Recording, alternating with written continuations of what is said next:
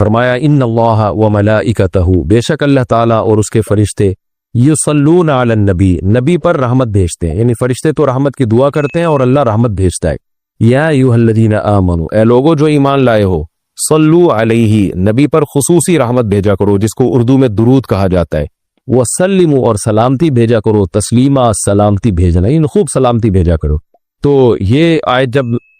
اس آیت کی وجہ سے علماء نے یہ مسئلہ فقہاء نے بیان کیا ہے کہ زندگی بھر میں ایک مرتبہ درود بھیجنا ہر مسلمان پہ فرض ہے، کیونکہ اللہ نے حکم دیا ہے، اور الامر بشیء لا یقتضی التکرار، جب کسی بات کا آرڈر دیا جاتا ہے نا تو ایک دفعہ کرنے سے وہ آرڈر پورا ہو جاتا ہے۔ تو اللہ نے ہمیں درود کا حکم دیا، تو زندگی میں ایک دفعہ بھی اگر ہم درود پڑھ لیں گے تو یہ فرض ادا ہو جائے گا، جیسے کہ کلمہ توحید زندگی میں ایک دفعہ پڑھنا فرض ہے، باقی جتنا پڑھیں اتنا اچھا ہے۔ اور جب کسی مجلس میں نبی صلی اللہ علیہ وسلم کا ذکر کیا جائے تو ایک مرتبہ اس میں درود پڑھنا واجب ہے، فرض نہیں ہے۔ فرض اور واجب ایک اصطلاح ہے۔ فرض کا مطلب ہوتا ہے جس کی دلیل یقینی اور قطعی ہو، تو چونکہ قرآن نے درود پڑھنے کا حکم دیا تو وہ چونکہ یہ نہیں اللہ نے کہا کہ ہمیشہ پڑھتے رہا کرو، بلکہ پڑھو، تو ایک دفعہ پڑھنا اس قطعی یقینی دلیل کی وجہ سے فرض ہے۔ تو فرضیت ایک ایسی چیز ہوتی ہے جس کا انکار کرنے سے انسان کافر ہو جاتا ہے، کیونکہ اس کی دلیل بہت مضبوط ہوتی ہے۔ اور دوسری حدیث میں آتا ہے کہ وہ شخص بخیل ہے کہ میرے سامنے اس کا تذکرہ کیا جائے اور مجھ پر درود نہ پڑے۔ تو اس حدیث یہ چونکہ خبر واحد ہے، کیونکہ ظاہر ہے قرآن جس طرح تواتر کے ساتھ ثابت ہے، اس طرح اخبار آحاد جو خبر واحد ہوتے ہیں وہ اس طرح تواتر کے ساتھ ثابت نہیں ہوتی، تو اس میں تعویل کا بھی امکان ہوتا ہے۔ تو اس لیے فقہاء، خاص طور پر حناف جو ہیں، فقہاء حنفیہ، انہوں نے فرض اور واجب ایک ٹرم بنائی ہے شرعی مسائل کو سمجھانے کے لیے۔ تو اس لیے انہوں نے کہا کہ جب کسی مجلس میں نبی کا نام آئے نا تو اس مجلس میں ایک دفعہ کم سے کم درود پڑھنا واجب ہے۔ واجب کا درجہ تھوڑا سا فرض سے نیچے ہوتا ہے کیونکہ وہ حدیث سے ثابت ہے۔ تو اور پھر جب بار بار نبی کا نام آئے تو پھر بار بار پڑھنا واجب نہیں ہے کیونکہ اس میں حرج ہے۔ ہاں مستحب ضرور ہے کہ جتنی دفعہ پڑھیں، جب بھی نبی صلی اللہ علیہ وسلم کا نام آئے تو لازمی درود شریف پڑھا کریں، یہ تو مستحب ہے۔ نبی صلی اللہ علیہ وسلم نے فرمایا جس شخص نے مجھ پہ ایک دفعہ درود پڑھا اللہ اس پر 10 رحمتیں نازل کرتے ہیں اور اس کی 10 خطاؤں کو معاف کرتے ہیں۔ تو بہت زیادہ فضیلت ہے درود شریف پڑھنے کی، اور یہ بڑی عجیب بات ہے کہ درود شریف جو ہے یہ اصل میں اللہ کی عبادت ہے۔ یہاں میں آپ کو ایک دلچسپ مسئلہ بھی بتاتا چلوں۔ شرعی مسئلہ یہ ہے کہ جب ہم کوئی منت مانتے ہیں نا، منت کہ اگر اللہ نے میرے مریض کو شفا دے دی تو میں اتنے روزے رکھوں گا، میں یہ کروں گا، میں یوں کروں گا، تو اس عمل کو منت کہا جاتا ہے کہ باقی اگر آپ ٹھیک ہو گئے تو آپ پر لازم ہوتا ہے کہ آپ وہ کام کریں۔ تو منت میں یہ ضروری ہے کہ آپ جس چیز کی منت مانیں وہ عبادت مقصودہ ہو اور اس کی جنس میں سے لازم بھی ہو، یعنی عبادت میں کامل عبادت ہونی چاہیے، وہ عبودیت کا عنصر اس میں ہو۔ جیسے آپ نے منت مانی کہ اگر جو ہے میں امتحان میں پاس ہو گیا تو میں 3 روزے رکھوں گا، تو روزے عبادت ہے، مقصود ہے، یعنی عبادت مقصودہ میں سے۔ لیکن اگر آپ نے منت مانی کہ میں اگر امتحان میں پاس ہو گیا تو میں وضو کروں گا، تو وضو چونکہ مقصود نہیں ہے، عبادت مقصودہ نہیں ہے، وضو سے مقصد تو نماز ہوتی ہے، تو وہ منت آپ کے اوپر لازمی نہیں ہوگی۔ آپ نے اگر منت مانی کہ جی میں صدقہ کروں گا، تو صدقہ عبادت مقصودہ ہے اور اس کی جنس میں سے جو زکوٰۃ ہے وہ واجب بھی ہے۔ روزے کی جنس میں سے رمضان کا روزہ واجب ہے۔ آپ نے نفل نماز کی منت مانی تو بھی منت پورا کرنا آپ پر لازم ہے، کیونکہ نفل نماز جو ہے وہ عبادت بھی ہے اور اس کی جنس میں سے یعنی فرض نماز آپ پر لازم بھی ہے۔ تو اگر دونوں میں سے ایک شرط بھی نہیں پائی جائے گی تو منت پھر منعقد ہی نہیں ہوتی ہے۔ جیسے آپ نے کہا کہ میں جو ہے وہ اگر امتحان میں کامیاب ہو گیا، پاس ہو گیا، تو میں جو ہے اپنے والدین کی خدمت کروں گا، تو یہ خدمت ثواب تو بہت ہے لیکن عبادت مقصودہ نہیں ہے، عبادت مقصودہ نہیں ہے، تو یہ منت آپ پر پورا کرنا لازم نہیں ہوگی۔ خدمت تو کرنی چاہیے، ماں باپ کی خدمت سے بڑھ کر تو دنیا میں کوئی نیکی نہیں ہے، لیکن عبادت مقصودہ نہیں ہے۔ مقصودہ کا مطلب نماز، حج، یہ سب چیزیں جو ہے نا مقصود میں آتی ہیں۔ یہ کسی عارضے کی وجہ سے اللہ نے ہمیں حکم دیا ہے کہ تاکہ ماں باپ کو پریشانی نہ ہو۔ یہی وجہ ہے کہ اگر خدمت کے محتاج نہیں ہوتے تو پھر خدمت واجب بھی نہیں ہوتی، ان کی خدمت کے محتاج ہوتے ہیں تو واجب ہوتی ہے۔ لیکن نماز تو جب بھی ٹائم آئے گا آپ پر لازم ہوگی، زکوٰۃ تو سال گزرنے کے بعد جب بھی صاحب نصاب ہوں گے آپ پر لازم ہوگی، چاہے غریبوں کو ضرورت ہو یا نہ ہو، آپ پر تو زکوٰۃ واجب ہوتی رہے گی۔ تو اب علماء کا اختلاف ہوا ہے کہ اگر کوئی شخص درود شریف کی منت مانتا ہے تو کیا اس پر درود شریف کی منت پوری کرنا لازم ہے؟ تو بعض علماء نے کہا کہ نہیں، کیونکہ درود شریف بھی عبادت مقصودہ میں سے نہیں ہے۔ اس کی پہلے میں اور آسان مثال دیتا ہوں، جیسے تلاوت۔ علماء کہتے ہیں اگر کوئی یہ منت مانتا ہے کہ اگر میں امتحان میں کامیاب ہو گیا تو میں 3 پارے تلاوت کروں گا، تو یہ منت پوری کرنا بھی واجب نہیں ہے، کیونکہ قرآن پڑھنا بہت زیادہ ثواب تو ہے لیکن عبادت مقصودہ نہیں ہے، بلکہ مقصد قرآن سے کیا ہے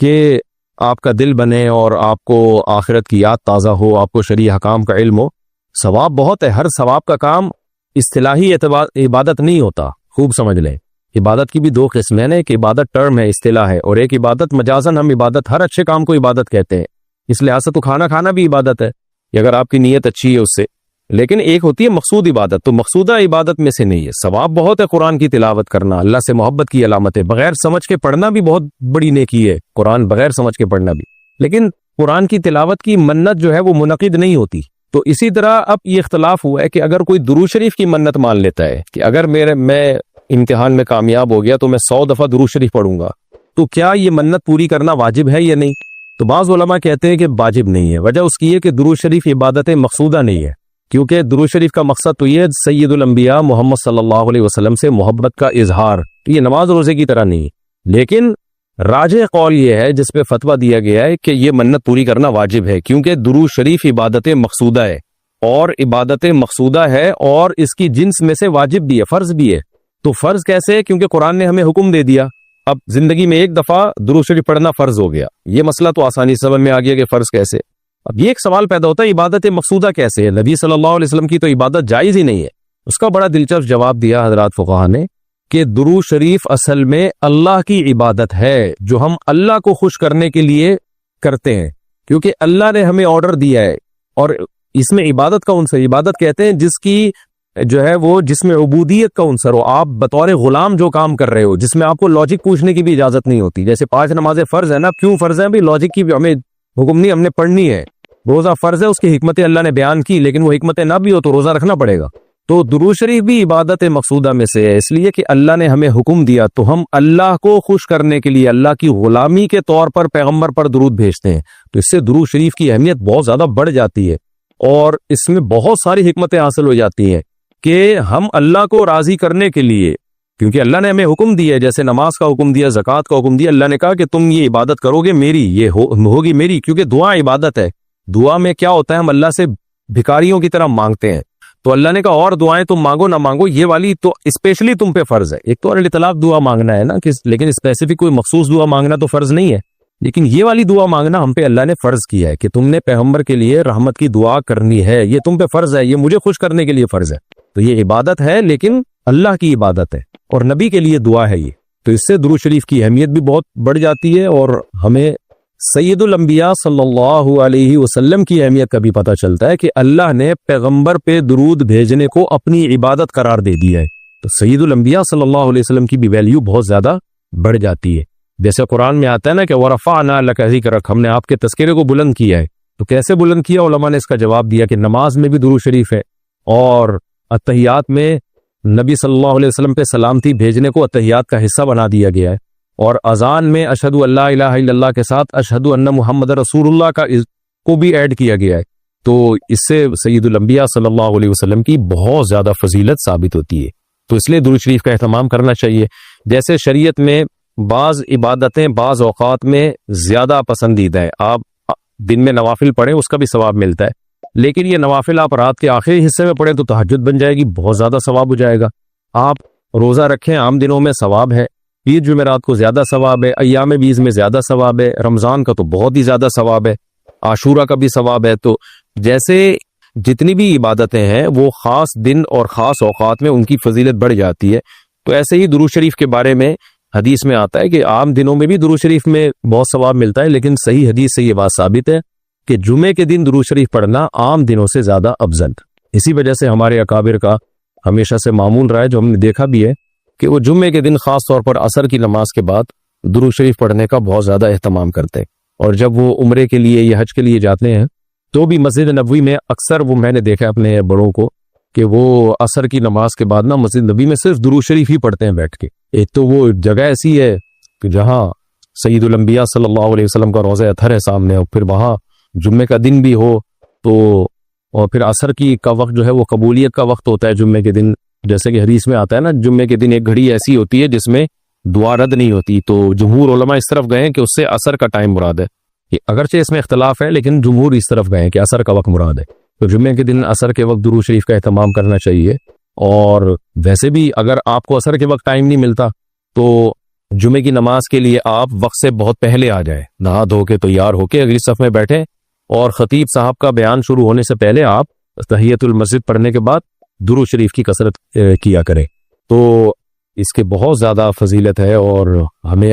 اللہ نے حکم دیا. اور علماء نے بیان کیا کہ درود شریف کو جو اللہ نے ہم پہ لازم کیا نا, اس میں ایک حکمت یہ بھی ہے کہ سید الانبیاء صلی اللہ علیہ وسلم کی بشریت ہمارے ذہن میں اور اچھی طرح بیٹھ رہی ہے. کیونکہ پچھلی امتیں جو تباہ و برباد ہوئی ہیں وہ اس لیے ہوئی ہیں کہ انہوں نے پیغمبروں کو اتنا اونچا مقام دیا کہ اللہ کے برابر لے آئے. جیسے عیسائیوں نے حضرت عیسیٰ کو اللہ کا بیٹا بنا دیا معاذ اللہ, اور جہاں ہمارے یہاں بھی جو بدعتی لوگ ہیں انہوں نے سید الانبیاء کو حاضر ناظر مشکل کشا کیا بنا دیا, تو شرک کرنے لگے. تو درود شریف میں ایک حکمت یہ بھی ہے کہ جب ہم نبی کے لیے دعا کرتے ہیں اللہ تعالیٰ سے کہ اللہ سید الانبیاء پر اپنی خصوصی رحمتیں نازل فرما اور آپ پر سلامتیاں بھیج, تو اس سے ہمیں یہ بھی پتہ چلتا ہے, یہ عقیدہ ہمارے دل میں بیٹھتا ہے کہ محمد صلی اللہ علیہ وسلم بھی اللہ کی رحمت کے محتاج ہے. تبھی تو ہمیں حکم دیا جا رہا ہے کہ ان کے لیے دعا مانگو. ہاں, یہاں ایک اشکال ہو سکتا تھا اس کا کہ بھئی اچھا اس کا مطلب نبی ہماری دعا کے محتاج ہیں. تو نہ, نبی ہماری دعا کے محتاج نہیں ہے, اللہ کی رحمت کے محتاج ہے. ہم دعا نہیں بھی مانگیں گے تو اللہ اپنے حبیب صلی اللہ علیہ وسلم پر رحمت بھیجے گا. لیکن اللہ نے ہمیں حکم یہ دیا تاکہ ہماری نظر میں یہ عقیدہ اور اچھی طرح مضبوط ہو جائے کہ تم بھی پیغمبر کے لیے اللہ سے دعا مانگا کرو. اس سے پتہ چلتا ہے پیغمبر تمہاری دعا کے محتاج ہو یا نہ ہو, لیکن اللہ کی رحمت کے بہرحال محتاج ہیں, اور پیغمبر بھی اس لائق ہیں کہ ان کے لیے دعا مانگی جائے. اور یہ اس سے ان کا مرتبہ کم نہیں ہوتا بلکہ مرتبہ بڑھ جاتا ہے, کیونکہ پیغمبر نے ہمیں یہ سکھایا ہے کہ یا ایھا الناس انتم الفقراء الی اللہ, اے لوگو تم سب کے سب اللہ کے در کے محتاج ہو. اور یہ جو میں نے کہا کہ پیغمبر اس لائق ہیں کہ ان کے لیے دعا مانگی جائے, تو اس کا کوئی یہ مطلب نہ لے کہ پیغمبر ہماری دعا کے محتاج ہے. یہ میں بار بار بتا چکا ہوں, ہماری دعا کے محتاج نہیں ہے, لیکن اللہ تعالیٰ یہ چاہتے ہیں کہ میں پیغمبر پر رحمت بھیجوں, لیکن اس میں امتیوں کا حصہ پڑ گیا ہے. حضرت مولانا اشرف علی تھانوی رحمہ اللہ نے اس کی ایک مثال دی ہے کہ جیسے کسی بادشاہ کو اپنے شہزادے سے بہت زیادہ محبت ہے, وہ ویسے ہی اس کو گفٹ دینا چاہتا ہے, اور آپ کو پتہ ہے کہ اس نے یہ گفٹ دینا ہے, لیکن آپ جا کے بادشاہ سے سفارش